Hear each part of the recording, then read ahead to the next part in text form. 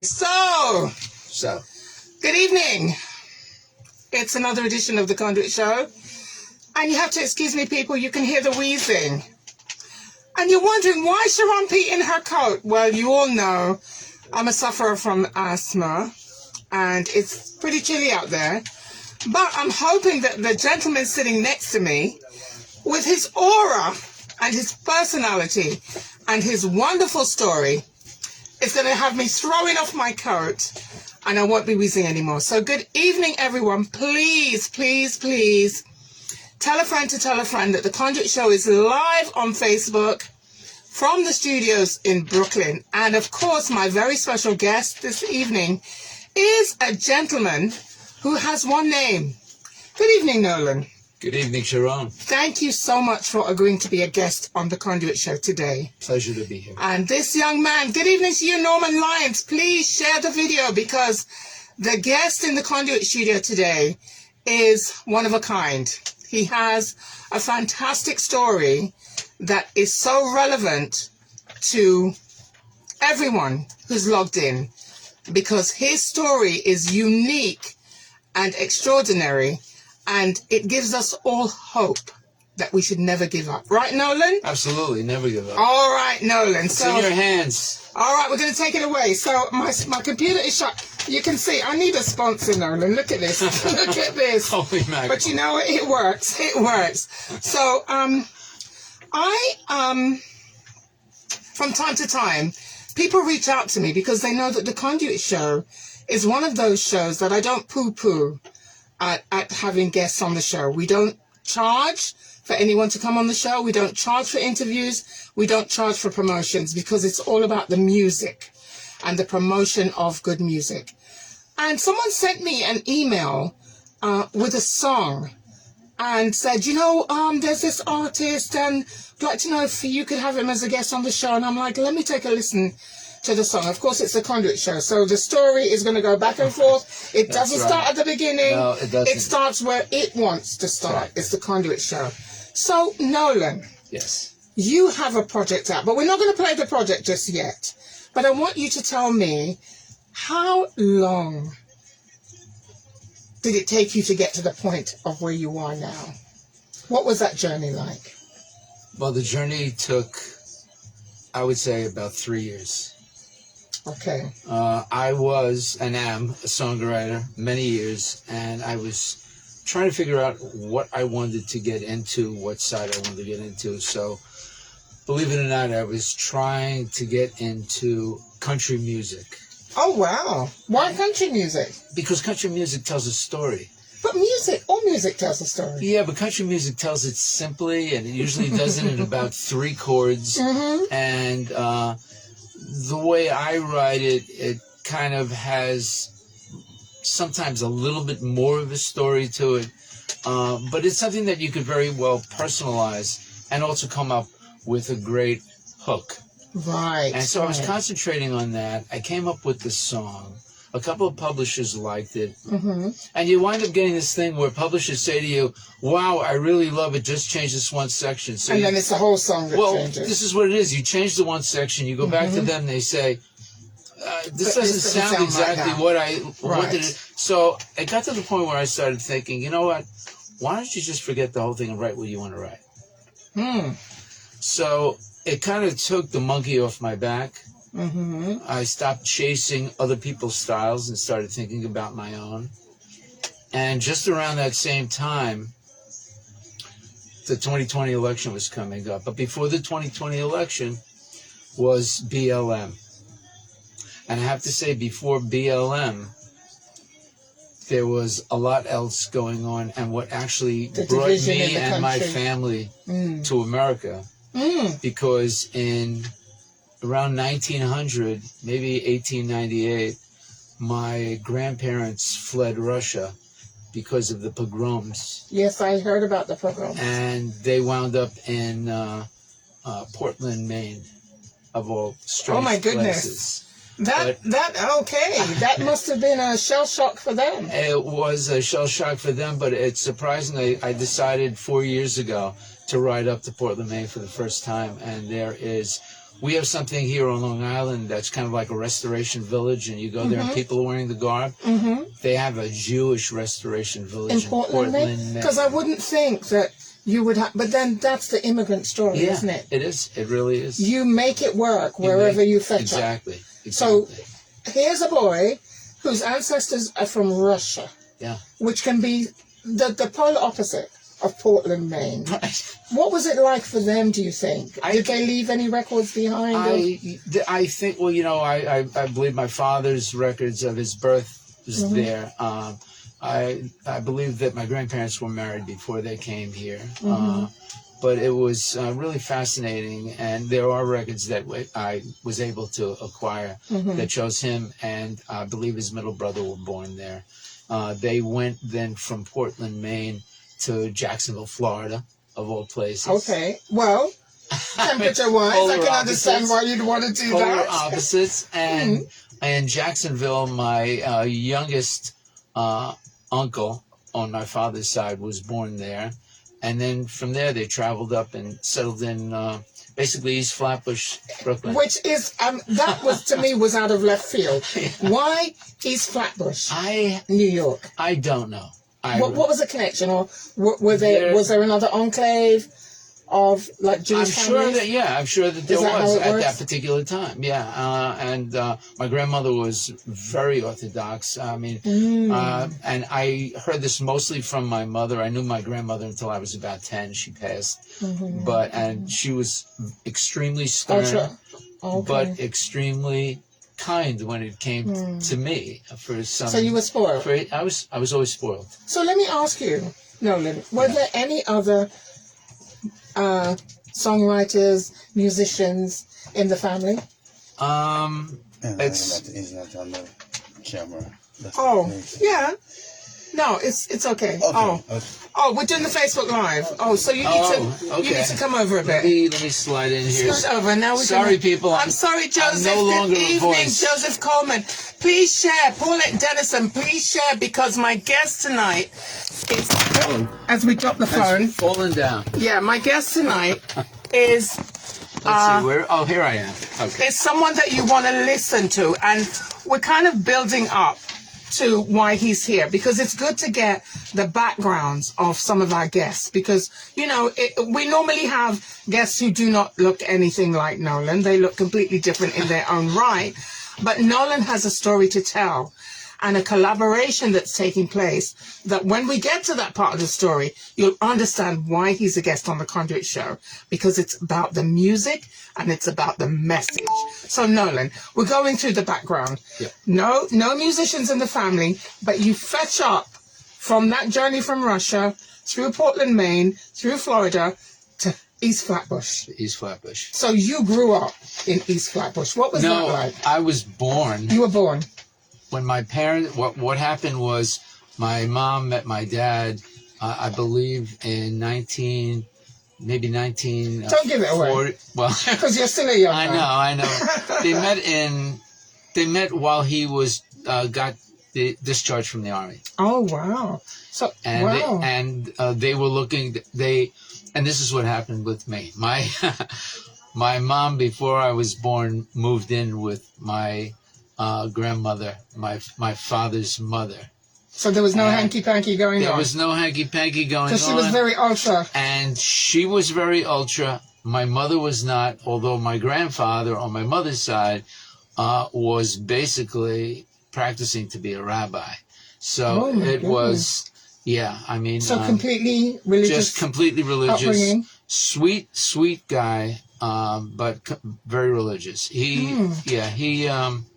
So how was that for you? Were you restricted as a child growing up in that environment? Well, I'm getting to the story. Okay, I'm sorry. I want to hear the story. Which really, influenced my direction as far as religion, and then it kind of like cemented it as I'm going to tell you the story. So, my mom was feeding my sister and me, and she wanted to give us certain things, and she wanted it warm. And in the Jewish religion, on a Friday night, you put the stone on the stove, Nothing and gets you cooked. can't, right, nothing gets cooked. No, well, no mechanical things must be operated. That didn't sit well with my mother, Ooh. who then proceeded to start bringing in ham into the house.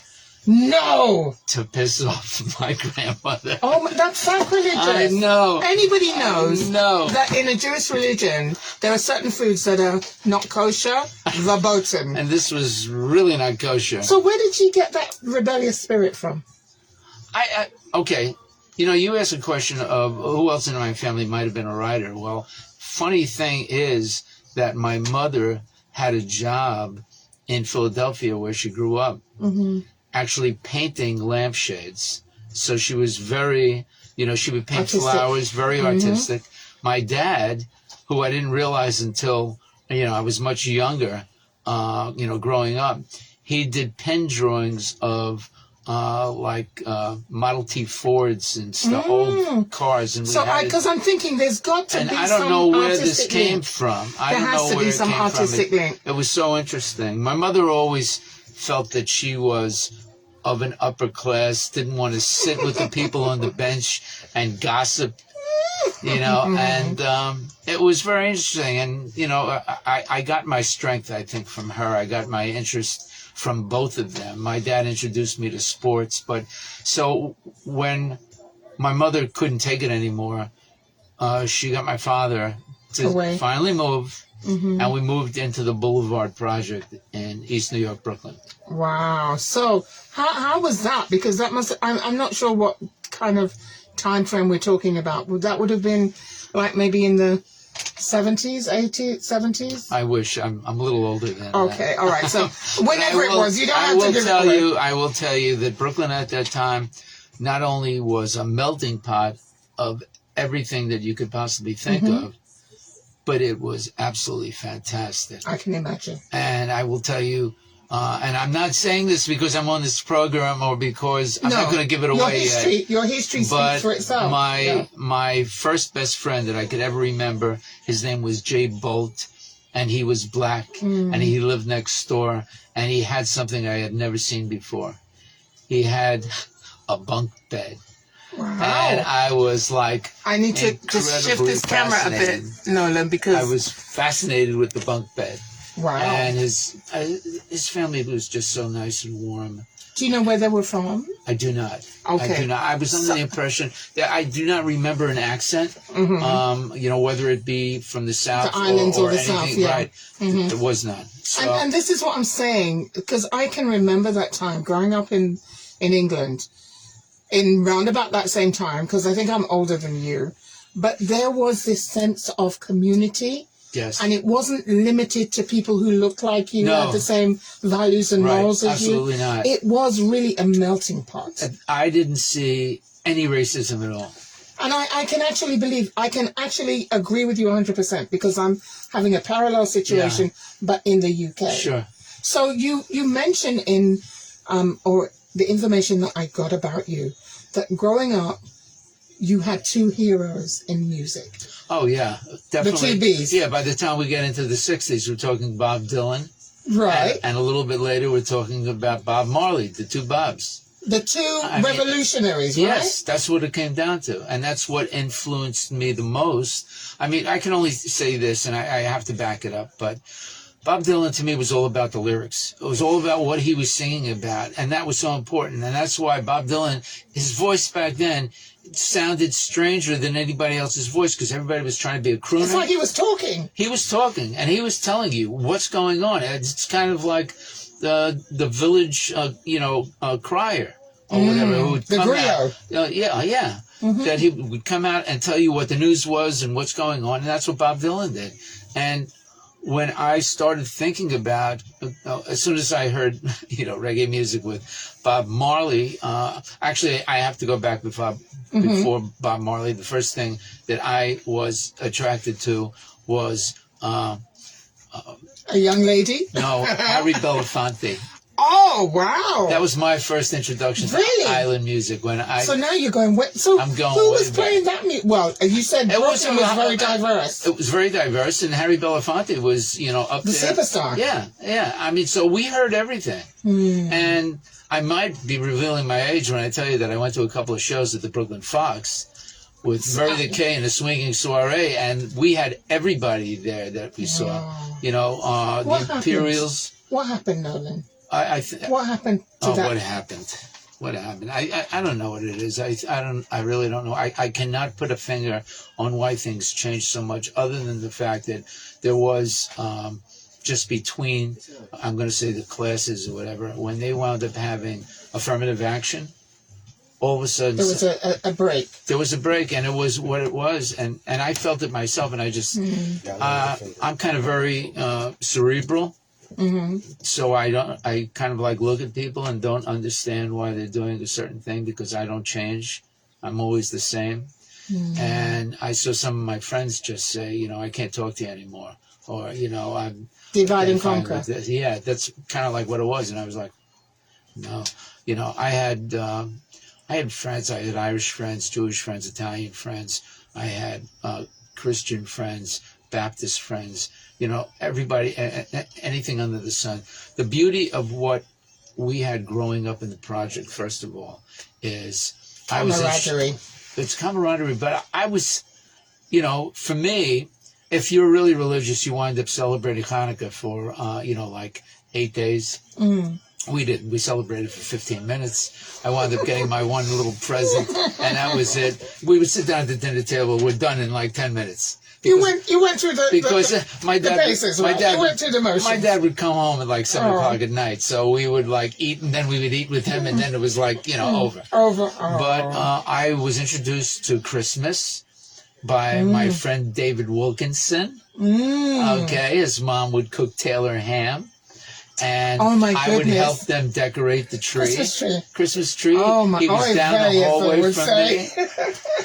I mean, people talk about the project now, in NYCHA, and I mean, unfortunately, they've gone downhill, and I was there at the beginning. I mean, we used to have dry cleaners come, we had bakers come, we had all kinds of service coming to the door, knocking on the door, asking us if we want stuff. We'd had the milk delivered right there outside of our door. It was like having your own home. The only thing that was bad about living in the project, they had the signs all over the place, don't walk on the grass. So you always knew that this was where you wanted to live, but you wanted to get out of there as soon as you could and be able to be a little bit freer. But, I mean, Halloween, we're coming up to Halloween. I can't tell you how many bags of candy I would get by going out, knocking on the doors, coming back with one bag, getting another bag, going back out, because the project was the project. Everybody opened the door, and nobody said no. Because it was one big happy family. It was fairly one big happy family. Fairly one big happy family. That kind of started to change. I didn't see any animosity until, like I said, later in the late 60s. But it was do you think that was because your background is telling me that you have a certain sensibility, you're open to everything. Yeah. You're not closed-minded. No. So, I mean, this really is a music show, right, people? They're like, when is she going to start talking about the music? Oh, God. But, to get to the music, we have to show you the artist and the artistry and where the inspiration is coming from. Oh, absolutely. Yeah. So all of the things that you described is bringing us to this moment. So you're influenced by Bob Dylan and Bob Marley, two of our greatest 20th century revolutionaries, I would say. It was, right? Yeah, without a doubt. And it was because of the words of Bob Dylan and the rebellion and the desire to uplift the people of Bob Marley. And I have to say, there's no music like reggae music, because reggae music is built on the heartbeat. And you can't help but get up and move. And I recently spoke to someone in the record industry, a very powerful person in the record industry, who loved my song. She says she can't dance, but she listened to my song 6 times and can't help but dance.